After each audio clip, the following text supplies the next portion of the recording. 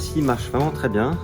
Donc là, on peut vraiment bénéficier aussi d'un peu plus de calme, puisqu'évidemment, le niveau de décibels est bien moindre avec une scie manuelle qu'avec une scie sauteuse.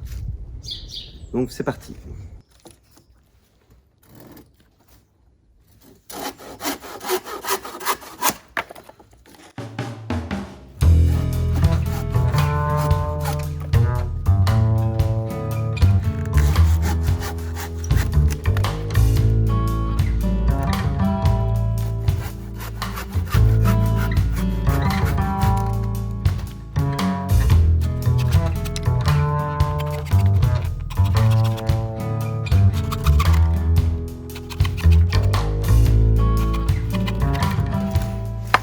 Je dois dire que c'est vraiment magique parce que ce bois qui est centenaire dégage une odeur, une essence très agréable.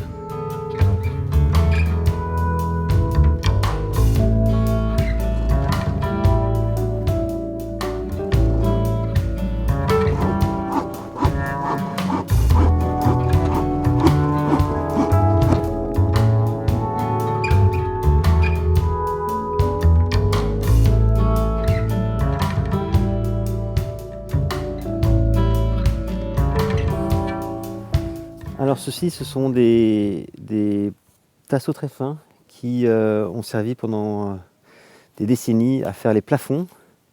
Donc ça en fait c'est un super bois pour le feu parce que c'est un bois qui est très fin et qui va être très idéal pour l'utiliser comme démarreur de feu. Donc ça c'est un super bois. Et alors l'avantage par ailleurs c'est que en fait en le retirant il se casse tout seul. Donc, ici j'ai quasiment pas de découpe à faire. Tout ça, je peux le prendre tel quel. L'idée de la hache, c'est que lorsque les tasseaux sont très fins, il sera plus rapide et plus simple de les passer à la hache. Moins d'énergie consommée et plus d'efficacité, donc là on est sur le bon équilibre.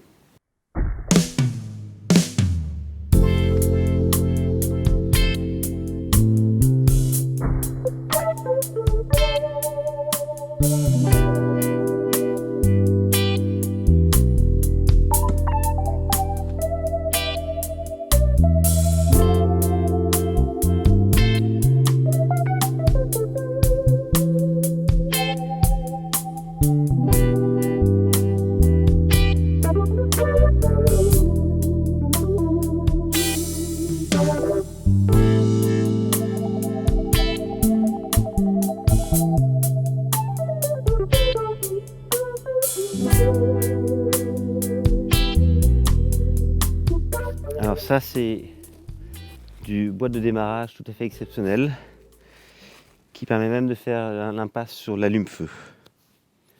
Conférez ma vidéo sur comment démarrer un feu de cheminée. Voilà, maintenant nous avons terminé et donc on va mettre le bois simplement dans ces sacs à gravats.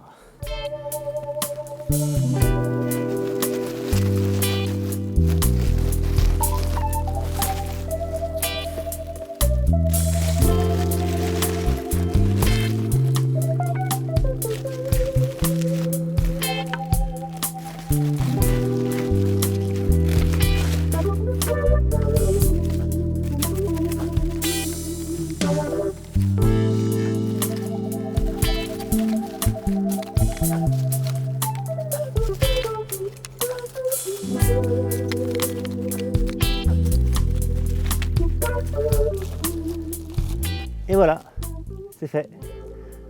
Alors juste une petite précision encore sur les sacs.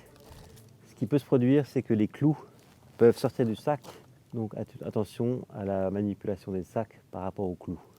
Voilà, donc maintenant on a le bois pour se chauffer. Évidemment, ici nous sommes à l'extérieur, donc il va encore falloir les faire sécher pendant quelques semaines. Mais après, ce sera un bois absolument impeccable pour la cheminée.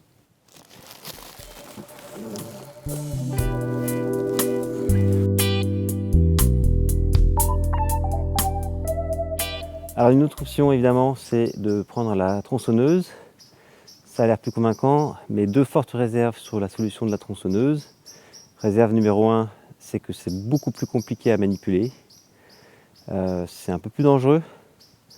Et réserve numéro 2, c'est qu'en réalité, si le bois est très sec, comme c'est le cas de ces planches centenaires, et bien en réalité, la scie sauteuse fonctionne mieux. Voilà les amis, maintenant vous savez tout sur comment récupérer du bois de travaux pour vous chauffer.